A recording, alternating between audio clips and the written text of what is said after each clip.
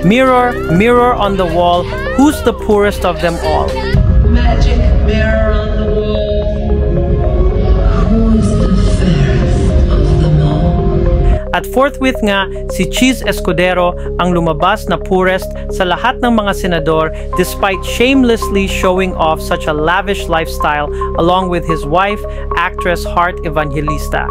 Base sa kanyang Statement of Assets, Liabilities, and Net Worth o SALN, lumalabas na 18.8 milyon na piso lang ang kanyang yaman o net worth.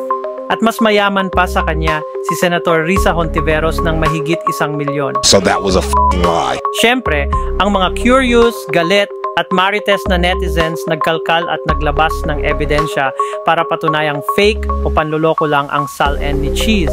Ayan kasi, baka nagulat din mismo si Cheese na siya pala ang poorest kasi hindi siya nag-compare ng notes before completing his SALN. Buti pa sina Bato at Bongo, halatang nagkopyahan lang.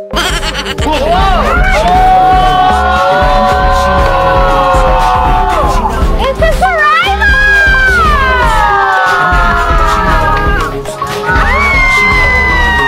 Ganda! Something blue! Ganda! Yung akala ni Cheese magkakaroon siya ng konting breathing room after madamay ni former DPWH Undersecretary Roberto Bernardo sa 160 milyong pisong payola issue. Pero hindi pala, lalo na't halatang the math isn't mathing sa kanyang SALN. Mas lalo tuloy siyang nadidiin ngayon. Pero sa kanyang official social media account, deadma lang kunwari si Cheese habang pinagpipiestahan ng publiko kung gaano siya kasinungaling. Pati si former Senator Antonio Trillanes nagulat at binanatan si Cheese, tahasang nanloloko daw ito. Pero syempre, kailangang kasama rin sa banat ni Sentry ang favorite political punching bag niya ngayon na si Bongo. Yung kay Senator Cheese Escudero, malabo naman po yun. Ang lumalabas nito, siya na yung pinakamahirap na senador. Nakita naman ng mga kababayan natin yung lifestyle ni Heart Evangelista, yung asawa niya. Paano yun? Saan galing yung mga yun? Mga diamanting daang-daang milyon yung halaga.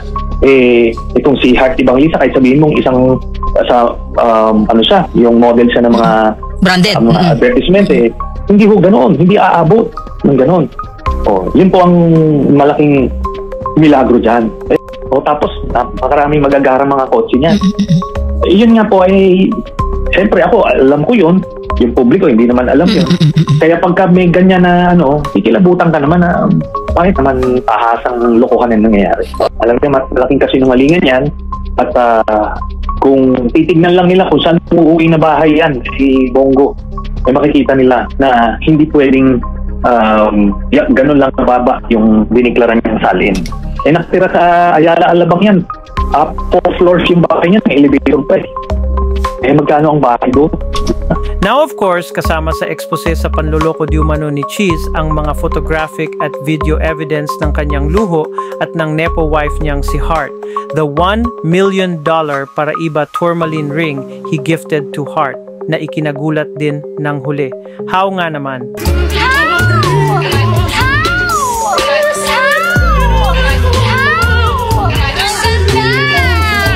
Paano nabili ng may 18 milyong piso net worth ang 50 milyong piso plus na singsing?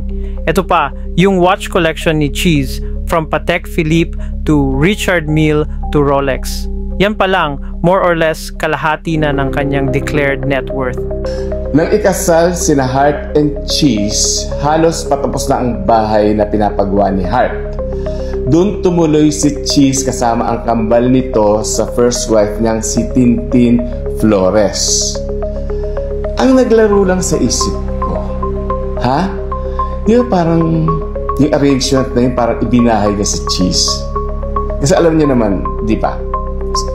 Sa Pilipinas, usually, ang babae ibinabahay ng lalaki kapag kinasal na sila. Pero parang weird arrangement.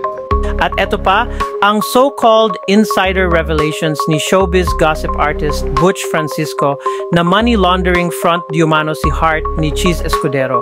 May mga bulong-bulungan na noon na bahay talaga ni Cheese yun at ginamit lang na front si Heart kasi mas madaling ma-justify kapag showbiz earnings, hindi kagaya ng sa politics kasi magkokowa ka pa niyan. Tapos lalabas pa yung sa salin mo. At ayon pa kay Butch, hindi raw pumupunta si Hart sa mga fashion weeks and events para mag-endorse, kundi para mag-shopping. Nag-iwan ng resibo yung isang stylist ni Hart na sinabing she is the second biggest buyer sa YSL in the whole wide world. Nako, baka kinalbo na ngayon ni Cheese yung stylist dahil lalo silang naging mag-asawa because of that post. Does she go to fashion weeks to work or to shop? Kayo, ano tingin nyo?